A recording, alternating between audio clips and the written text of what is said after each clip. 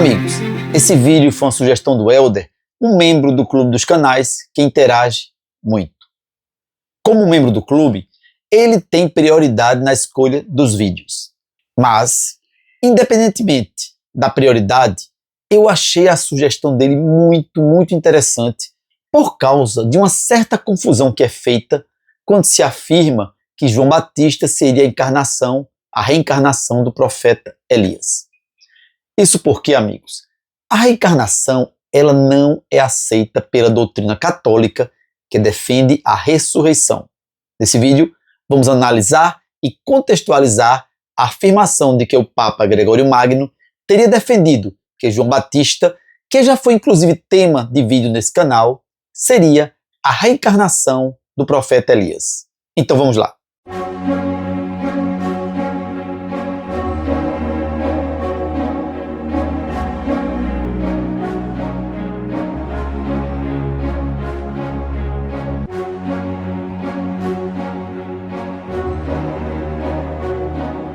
O profeta Elias foi uma das figuras mais importantes do Antigo Testamento, sendo considerado um dos maiores profetas de Israel.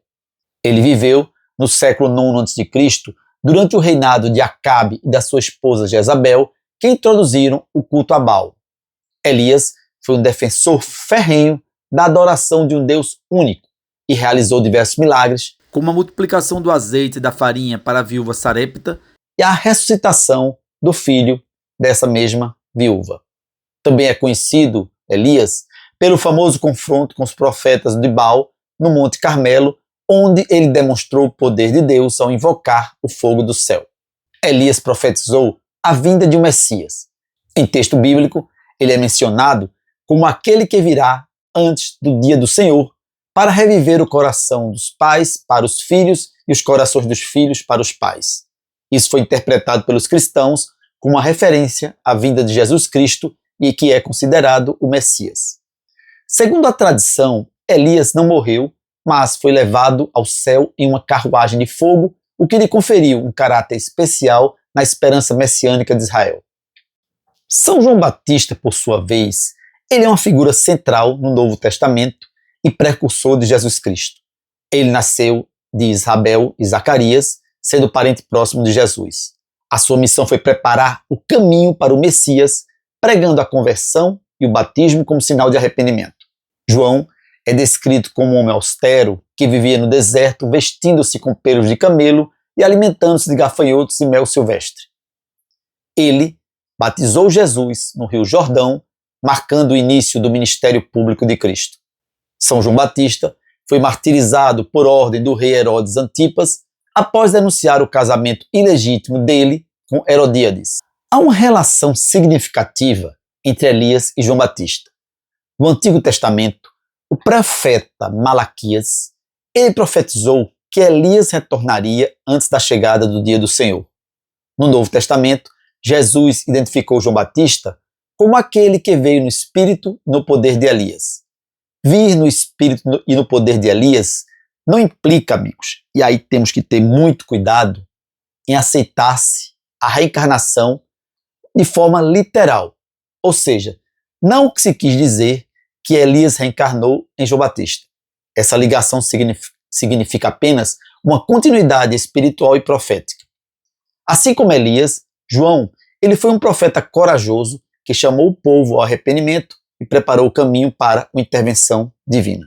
O Papa Gregório I, conhecido como Gregório Magno por seu turno, foi um dos maiores papas da história da Igreja, governando entre os anos de 590 e 604.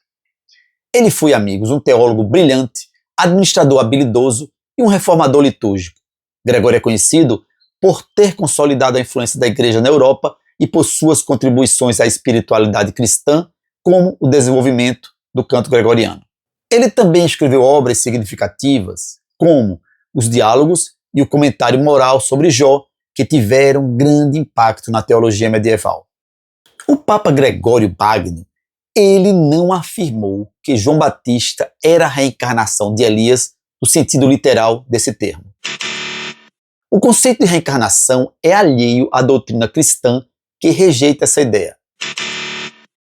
O que Gregório e os outros padres da Igreja enfatizaram foi que João Batista veio no espírito e no poder de Elias, conforme escrito no Evangelho de Lucas. Isso significa que João ele assumiu o papel semelhante ao de Elias como precursor do Messias, cumprindo a profecia de Malaquias, mas sem implicar que fosse um caso de reencarnação, no sentido usado pelos espíritas. No espiritismo, a reencarnação implica a transmigração da alma de uma vida corporal para outra, com a alma mantendo as suas experiências e aprendizados de vidas anteriores.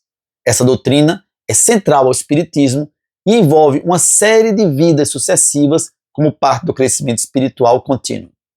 Assim, enquanto o termo reencarnação no espiritismo diz respeito a múltiplas vidas físicas de uma mesma alma, no contexto cristão, ele é usado pelo Papa Gregório, referindo-se apenas a uma missão ou papel espiritual similar de duas pessoas, sem implicar de forma alguma múltiplas vidas físicas da mesma alma. Gregório Magno falou de reencarnação para referir-se à continuidade espiritual e à missão profética que João Batista desempenhou, semelhante à de Elias.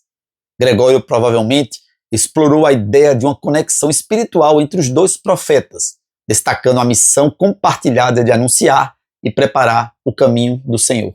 A relação entre Elias e João Batista não deve ser entendida como reencarnação literal, mas como uma continuidade espiritual e profética.